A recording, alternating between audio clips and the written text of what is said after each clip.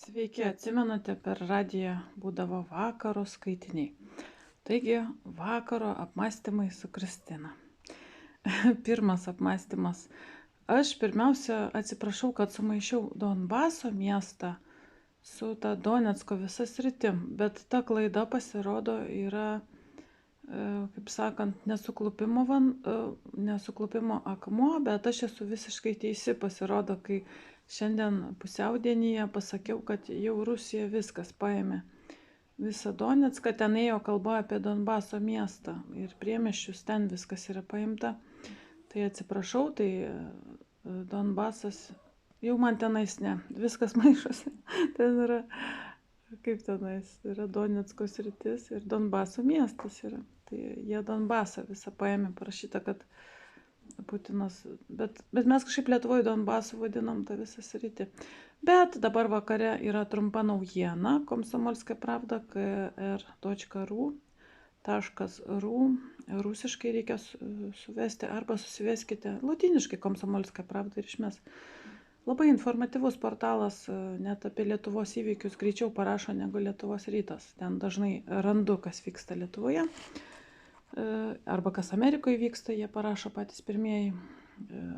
Ir, na, kaip be būtų keista, redaktorius žuvo keistom aplinkybėm. Mėgo gamtinėti vienas ir buvo rastas negyvas.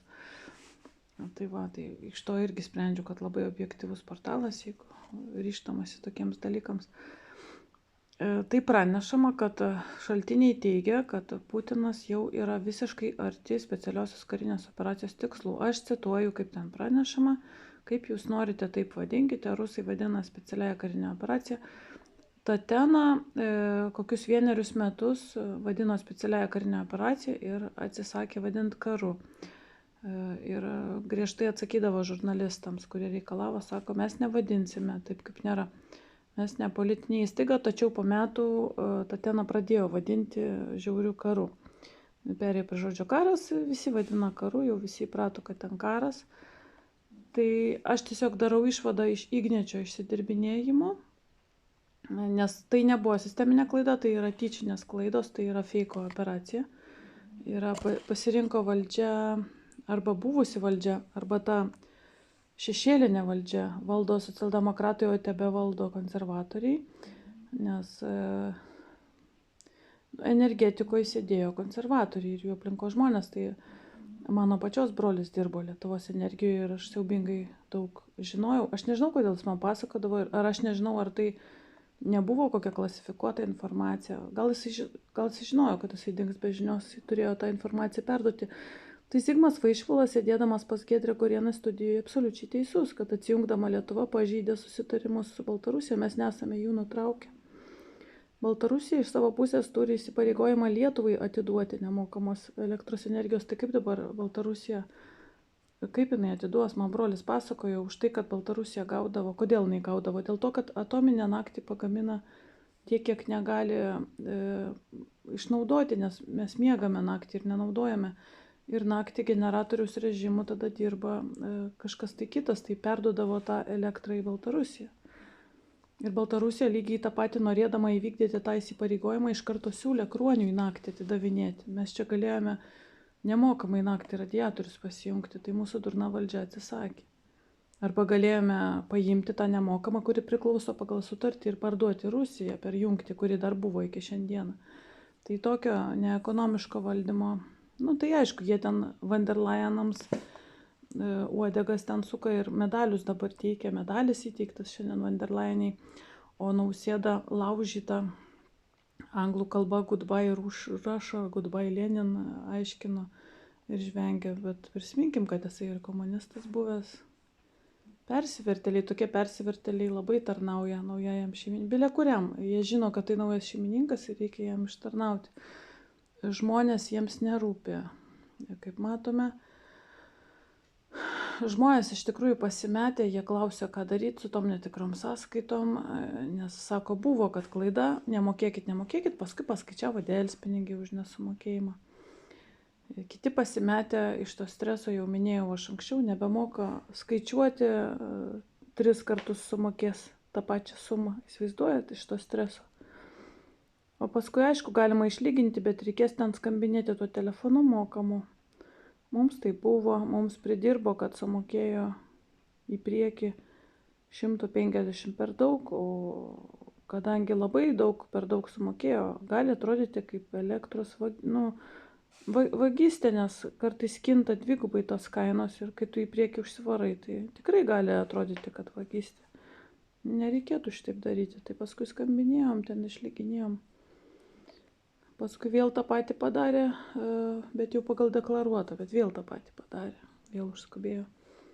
Bet jau tada buvo deklaruota, viskas gerai. Tai ką ten dar mačiau, vienu žodžiu, tie rusai stumėsi ten labai sėkmingai dėl to, kad Donaldas Trumpas atsisako remti Ukrainą. Jisai nenori paveldėti šito karo, ne jisai jį pradėjo ir jisai nenori iš Baideno jo perimti, nors dar kai jisai nebuvo prezidentu, Zelenskis bandė su juo susitarti, kad jisai perimtų, imk kasyklas, imk viską, ten paimk auksą. Ten.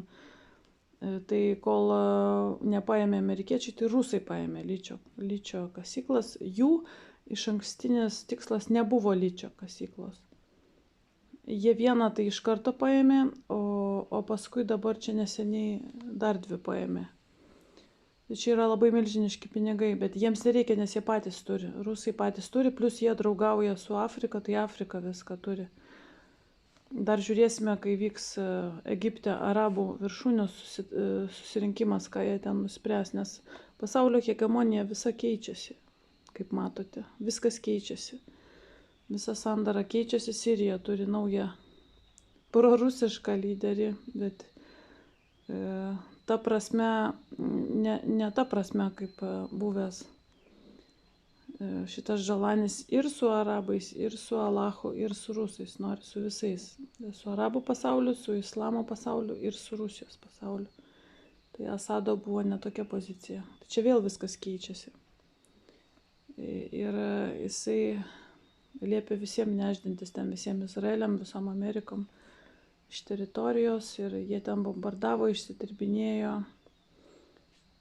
bombardavo paliktus Asado ginklus, cheminio ginklo gamyklas, tenais neramumai. Aš dabar Siriją nelabai domėjausi, nelabai ir yra informacijos, kažkaip tai neišmeta daugiau Ukraina perkimšta yra viskas, nes labai intensyviai vyksta ta iš vienos pusės karinė operacija, iš kitos karinė padėtis. Dėl to dar kartą, gerbėmėjai, priminsiu, kad Zelenskis nėra prezidentas pagal jokius teisės aktus ir dėl to Putinas nesiruošia su juo kalbėtis. Kažkurio momentu Putinas norėjo su juo kalbėtis, bet Zelenskis pradėjo išsidirbinėti, tada Putinas prisiminė, kad čia nebe prezidentas ir pasakė, kad su juo nesikalbės, bet kalbėsis su Ukraina. Tai va, Trumpas laikosi tos pačios nuomonės. Respublika LT parašė vakar, kad Trumpas kalbėsis su Kinija dėl Ukrainos. Nepraeis toksai dalykas, nes kariauja tai ne Kinija, kariauja Rusija. Makronas tą patį bandė. Makronas bandė slapta su Putinu tartis dėl Ukrainos. Putinas kategoriškai atsisakė, pasakė, jokių užkulisinių pokalbių nedalyvaujant Ukrainai nebus. Tai turime dabar problemą. Gerai, čia tokie vakariniai pašnekesiai. Turime problemą, kad Ukrainos niekas neatstovauja ir Ukraina nesusigaudo, kas ją turi atstovauti, ar ambasadoriai, ar ministrai, ar premjeras. Nieko mes tik tai Zelenskį matom. Ten gal paleistas tas parlamentas su visa vyriausybė. Nieko nežinom. Greičiausiai paleista, greičiausiai jie neveikia. Ką dar norėčiau pasakyti? Oi, apie elektrą. Čia mes atsijungėme nuo Rusijos, o Šri Lankoje beždžionė įvykdė labai daug elektros atjungimų. Va tokia yra antraštė Komsomolskoje pravdai, tai juokiausi. Va jums ir naujiena apie elektrą. O turbūt dar nepasakiau vieno įdomaus fakto. Atsimenat, kai Estijos ministras sakė, kad 72 valandas gali nebūti elektros, tai ten atsitiko, gal dėl to jis perspėjo, gal jautė kažką, atsitiko dar liūdniau, ten vasario 4 ar tai 5 išėjo iš rikiuotės 2 elektrinės, vienos 6 blokas, o kitos ten ta, kaip čia tokia batareika turi veikti, pas mus viskas suveikė. Pas mus buvo atsijungusi viena batareika, aš skaičiau. buvo vakar atsijungusi. Ar tai batareika, ar kažkuris Elektrėnų blokas, bet paskui vėl pajungė. Netikėtai. Tai Estijoje taip atsijungė, kad taiso iki šiandien dar. Nepataisė. Tai reiškia, kad aš tikrai ne elektrikas, kažką susigaudau, moku pataisyti, nesudėtinga. Ne, aš sudėtinga elektros gedimą išsprendžiau iš tikrųjų, kur nenorėjo eso padėti, niekas nenorėjo padėti. Žvengė arba siūlė susikūrenti, nu tai jau kai taip siūlo, tai aš viską turbalinau ir tada jau skaičiau viską apie elektrą, domėjausi ir atradau sprendimą. Tai, bet aš nesu elektrikas, dėl to aš negaliu spręsti, bet mano nuojauta sako, kad šitie visi atjungimai sukėlė, dabar jau sužinojau, kad ant dažnio eina elektra, dažnio ir įtampos šuolius ir tada išėjo iš rikiuotės, kadangi elektrinės yra senos, neatlaikė to pokyčio, gal nuo didelės įtampos kažkokio tankesnio dažnio prie mažesnio perėjo ir neužkrovė. Arba atvirkščiai šoktelėjo per aukštai kažkokie parametrai ir atsijungė. Įsivaizduojat, ir 6 bloko ten ne atominė, ten kažkokia tai šiluminė, bet šiluminės irgi labai panašiai kaip atominės, tai yra sudėtingi įrenginiai. Nepataiso kol kas.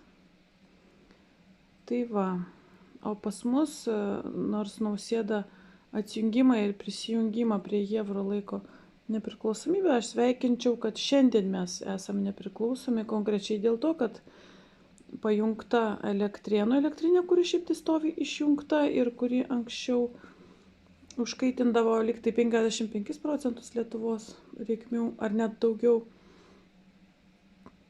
Gaminti tie blokai yra Zaporožėje, man atrodo. Ir jeigu rusai ten okupuos, tai dėl Elektrėnų taisymo reikės su rusais kalbėtis. Tai su rusais vis tiek reikės kalbėtis, kad ir koks tu esi nepriklausomas. Nes tai yra unikalūs blokai, jie niekur pasaulyje negaminami, tik tai Zaporožėje ir tenais reikės kalbėtis. Nu, arba viską išsiardyti, išsijungti. Aišku, kita išeitis Vilniaus šiluminė išardyta ir išvežta į Ukrainą padovanota.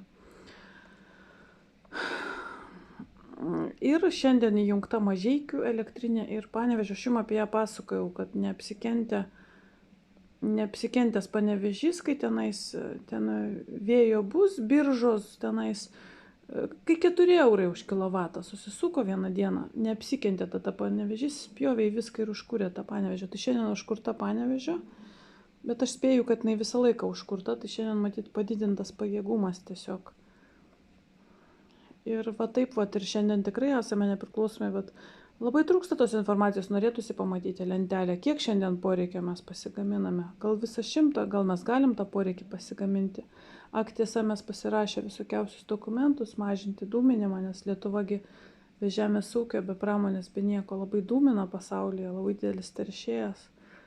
Visos kitos šalis, ten Vokietijoje, kai buvo energetinė krizė, tai ten Anglių ten, jie sako, žmonės pirmoje vietoje. Anglis įsijungia, uždūmino, tai žmonės turi būti pirmoje vietoje. Tai gerai, kad šiandien užkūrė viską, kad žmonės neliktų be elektros, jeigu nepavyktų prisijungti. Ar atsijungtų visi kabeliai, tai sabotažas buvo, Rusijos kabelis nusprogo, Estijos 6 blokas elektrinės ir dar kažkuri nusprogo. Tai buvo tokių įvykių. O Šri Lankoje beždžionė atjungė elektrą daugelį vietų. Tai tiek.